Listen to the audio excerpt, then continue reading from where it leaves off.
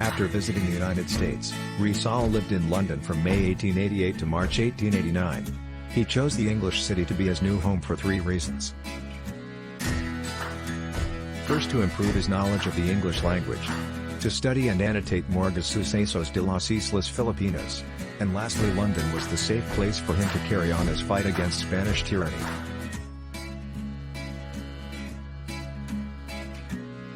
While on board, Rizal entertained the American and European pack with his marvelous skill of yo-yo as a defensive weapon.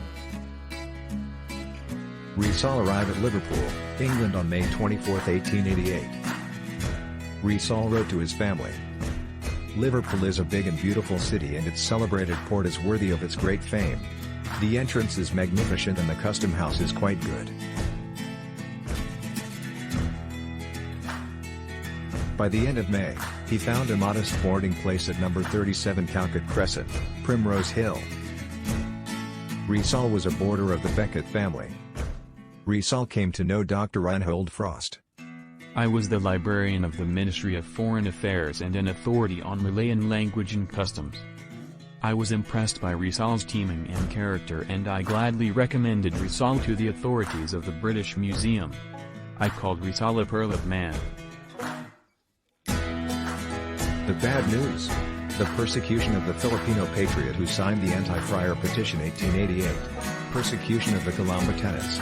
Attacks on Rizal by Senators Solomon Pandita in Spanish Cortes and Wenceslao Ratana and Pablo Fiesta in Spanish newspapers. And the good news. One good news cheered Rizal, and that was Reverend Vicente Garcia's defense of the Noli against the attacks of the friars. Rizal heard this good news from Mariano Ponce. Later, on January 7, 1891, he wrote to Father Garcia, expressing his personal thanks. The greatest achievement of Rizal on London was the annotating of Morga's book, Sucesos de las Islas Filipinas, which was published in Mexico, in 1609. Rizal spent many days in the reading room of the British Museum poring over the pages of this book and laboriously reading the old histories of the Philippines.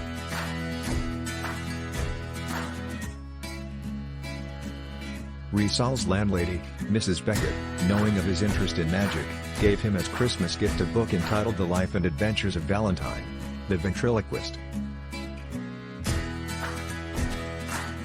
On February 15, 1889, Graciano Lopez Hina founded the patriotic newspaper called La Solidaridad in Barcelona, Spain. La Solidaridad aims to work peacefully for political and social reforms, to portray the deplorable conditions of the Philippines so that the Spain may remedy them, to oppose the evil forces of reaction and medievalism, to advocate liberal ideas and progress, to champion the legitimate aspirations of the Filipino people to life, democracy and happiness. Rizal's first article in La Solidaridad was entitled Los Agricultores Filipinos, the Filipino Farmers. It was published on March 25, 1889, 6 days after he left London for Paris.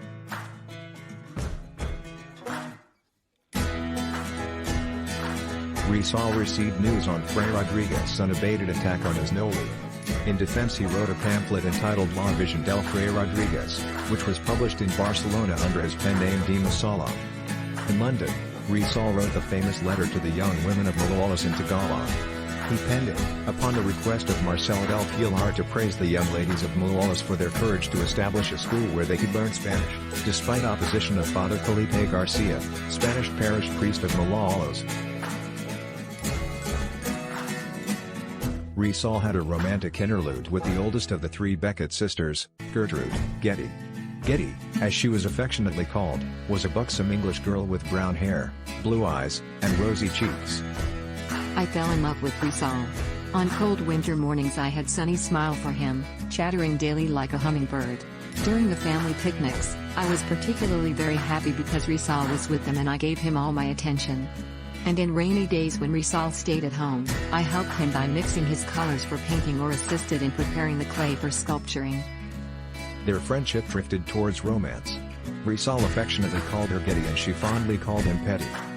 As their flirtation was fast approaching the point of no return, Rizal suddenly realized that he could not marry Getty, for he had a mission to fulfill in life. Rizal suppressed the passionate yearning of his heart, and decided to go away so that Getty may not forget him. Before leaving London, Rizal finished 4 sculptures works. The Prometheus Bond, The Triumph of Death Over Life, The Triumph of Science Over Death, a composite carving of the heads of the Beckett sister. He gave it as farewell gift to the Beckett sisters.